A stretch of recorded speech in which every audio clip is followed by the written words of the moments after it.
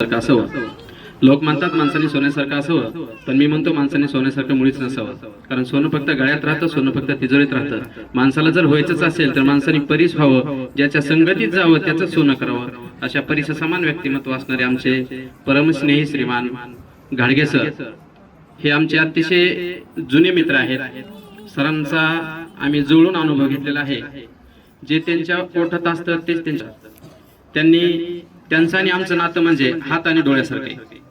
म्हणजे हाताला लागलं तर डोळ्याला पाणी यावं आणि डोळ्याला आलेलं पाणी पुसण्यासाठी पुन्हा हातालाच वरती यावं लागावं. अशा प्रकारचं घनिष्ठ अशा प्रकारचं नातं आदरणीय घाडगे सर आणि आमचं आहे.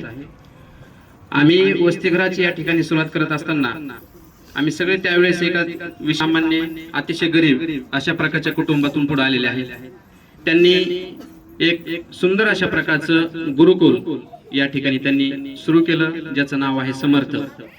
या गुरुकुल चालू करण्याच्या पाठीमागचं म्हणजे सर्वसामान्यांच्या खेड्यातल्या ऊसतोड कामगारांच्या आणि गोरगरिबांच्या मुलांना शिक्षणाच्या मुख्य प्रवाहामध्ये आदरणीय घाडगे सरांनी या ठिकाणी वसतिगृह चालू केलं. आणि तुम्ही सर्व मुलं आणि त्याचबरोबर मुली सुद्धा सरांचं करावं तेवढं कौतुक कमी याच्यासाठी आहे, कारण त्यांनी मुलांच्या जोडीला त्यांनी मुलींना सुद्धा शिक्षणाची संधी निर्माण करून दिली. आज बरेच पालक असे आहेत की खेड्यामध्ये मुलींना शिकवण्याकडे थोडा त्यांचा कल निगेटिव्ह असतो, पण मुलगी म्हणजे मुलांच्या खांद्याला खांदा लावून या ठिकाणी आपलं काम करते. आज आपल्या देशाच्या सर्वोच्च पदावरती राष्ट्रपती म्हणून सर्वांना माहिती आहे द्रौपदी मुर्मू मॅडम या ठिकाणी विराजमान आहेत. म्हणून मुलगी सुद्धा शिकली पाहिजे आणि मुलगी शिकली तर कुटुंबाचा उद्धार होतो. अशा प्रकारचं ध्येय डोळ्यासमोर ठेवून घाडगे सरांनी या ठिकाणी हे गुरुकुल उभा केलं. मुलापेक्षा मुलगी बरी, दोन्ही कुळाचा उद्धार करी, अशा प्रकारची म्हण आहे. म्हणून सरांनी खरोखर अतिशय तळमळीनं, आणि आम्ही त्यांची तळमळ पाहतोय, कधी बाहेर गेले तर सगळं लक्ष त्यांच्या गुरुकुलावरती असते. त्यांनी पालकांचा त्याचबरोबर विद्यार्थ्यांचा या ठिकाणी अतिशय चांगल्या प्रकारचा विश्वास संपादन केलाय. आम्ही त्यांचं सोशल मीडियावरती प्रत्येक पोस्ट आणि प्रत्येक स्टेटस पाहतो. त्यांच्या कार्याची पावती म्हणून आज आम्ही बीड शहरामध्ये अनेक ठिकाणी त्यांच्या कार्याची पोच पावती या प्रकारचे बॅनर आम्ही मोठे टोलेजन पाहतोय, ज्यातून सरांचं या ठिकाणी कार्य त्या ठिकाणी प्रकट होते. मला सांगावेसे एक ठिकाणी आजची महत्वाची गोष्ट अशी आहे की सरांना गरिबाची, शेतकऱ्याच्या मुलांची आणि कष्टकऱ्यांच्या मुलांची जाण आहे. मी सरांनी मला बोलवलंय आणि मला बोलण्याची संधी दिली म्हणून सरांची उगाच मी स्तुती करत नाही, ही वस्तुस्थिती सांगतोय मी.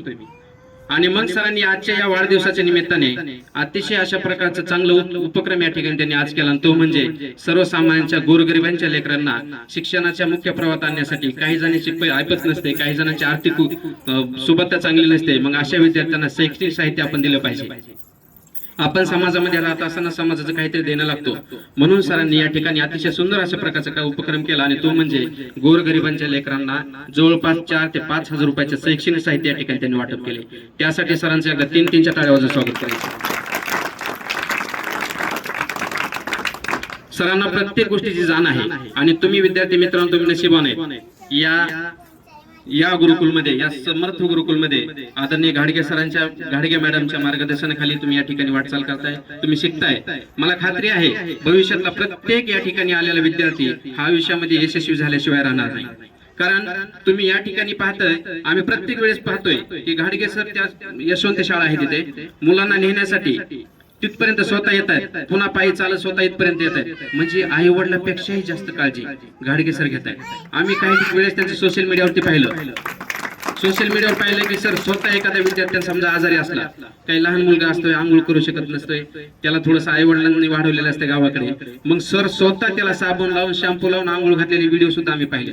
अक्षरशः आम्हाला असं हृदय आमचं भरून आलं की सर इतकं पोरांना तळमळीनं इतक्या बॉटमला जाऊन कसं काय काम करू शकतात, याचा आदर्श सुद्धा आम्ही घेण्याचा प्रयत्न करतोय. आमचे सुद्धा गुरुकुल आहेत, पण इतकं बॉटमला जाऊन आणि इतका त्याग करून आम्ही सुद्धा इतकं कार्य करू शकलो नाही, तितकं आदरणीय घाडगे सर या ठिकाणी करतायत. खरोखर सरांना या त्यांच्या वाढदिवसानिमित्त आमच्या संघटनेच्या वतीने, आमच्या सर्व पदाधिकाऱ्यांचे, सर्व त्यांचे उपदेष्टा आहेत, पाहुणे मंडळी आहेत आणि तुम्ही सर्व विद्यार्थी आहेत. आणि विशेष करून खरोखर कौतुक मला करायचंय त्यांच्या आई वडिलांचं. मला आई वडिलांनी जन्म सरांना दिला म्हणून हे सगळं वैभव या ठिकाणी पाहायला मिळते. कारण आणि त्याचबरोबर त्यांचे सासू सासरे सुद्धा आहेत. आणि सर्वप्रथम कोण असेल ते त्यांच्या कार्यामध्ये घडवणारे ते म्हणजे त्यांचे आई वडील आहेत. हे पहिल्या सगळ्यात महत्वाची गोष्ट आहे. त्याचं कारण तुम्हाला सांगतो, त्यांची आई कोण मला सांगायचं या ठिकाणी, कारण मी सुद्धा एक गरिबीतून आलेला मुलगा आहे. माझे आई वडील सुद्धा ऊस तोडत होते. म्हणजे गरिबी काय असते बाळांनो, त्याच्यातून चिकाटी सरांनी कसं, एक मी छोटीशी कहाणी सांगतो तुम्हाला. एक खेडेगाव असते, त्या खेडेगावामध्ये एक 18-20 दारिद्र्य असणारे कुटुंब असते.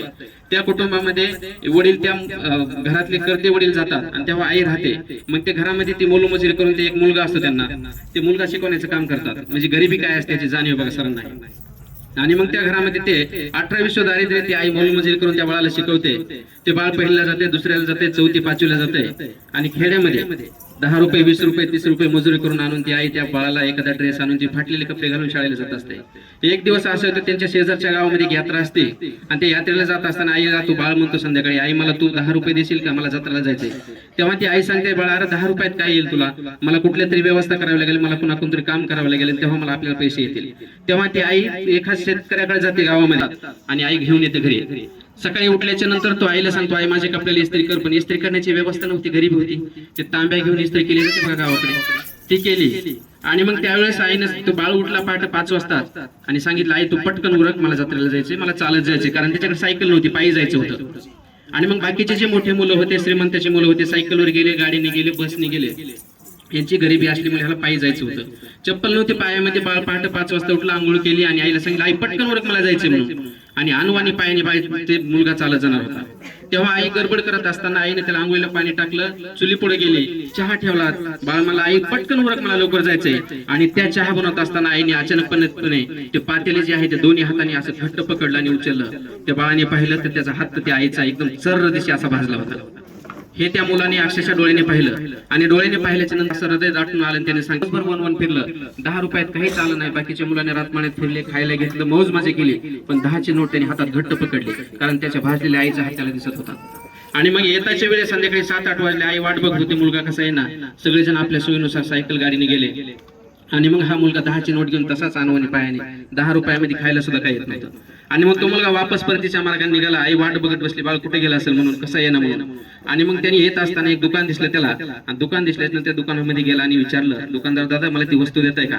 दुकानदाराने सांगितलं त्याची किंमत 20 रुपये बाळा. तो मला माझ्याकडे 10च रुपये आहेत. तो मला 10 रुपये कमी, एवढं सामान तू गाडीमध्ये शिफ्ट करू लागतो, तुला मी ती वस्तू देतो. तो बाळ 2 तास तिथून प्रत्येक सगळं साहित्य त्यांचं गाडीमध्ये शिफ्ट करू लागला आणि त्यांनी ती वस्तू त्याच्या हातामध्ये दिली. तो पळत सुसाट वेळेला निघाला आणि आईकडे निघाल्यानंतर आई आकांताने पाहू लागली, कसा बाळ येणार, चिंतातूर झाली ना. आल्याच्या नंतर आईने सांगितलं, जो समोरून एवढं उशीर का थांबला, तू कुठे गेला होता. तेव्हा तो मुलगा म्हणला, आई तू डोळे मीट, तुझ्यासाठी एक वस्तू मी आणली. आईला आश्चर्य वाटलं, अरे 10च रुपये दिले होते, 10 रुपयात काय खायला सुद्धा येत नाही, तू काय माझ्यासाठी वस्तू आणली. तेव्हा ती आई म्हणली, तू म्हणला बाळ आई काय नाही, फक्त डोळे मीट, तुझ्यासाठी एक वस्तू आणली.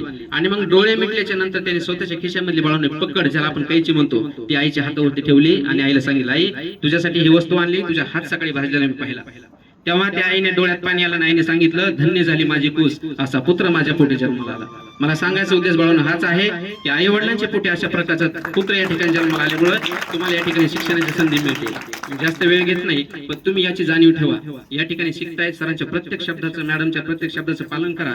100% तुम्ही आयुष्यामध्ये यशस्वी झाल्याशिवाय राहणार नाही, याची मला 100% खात्री.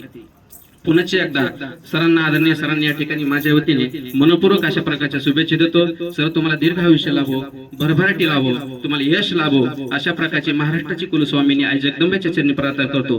पुनश्च एकदा सरांना वाढदिवसाच्या मनपूर्वक शुभेच्छा देतो. सर तुम जीव हजारो साल के दिन हो, 50,000. धन्यवाद.